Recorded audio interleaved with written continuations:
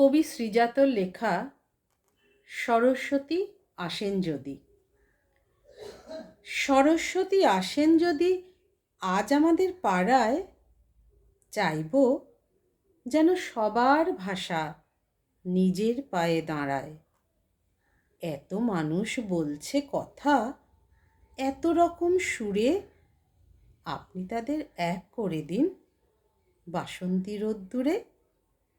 কথার গায়ে হলুদ, তারও ভাবনা মতে বিয়ে, দুঃখগুলো মুছিয়ে দেবেন হাঁসের পালক দিয়ে। হোক লেখা ফের নতুন করে কাব্য এবং গান, অক্ষরে ও হাতে খড়ি, পাতে জুটুক ধান।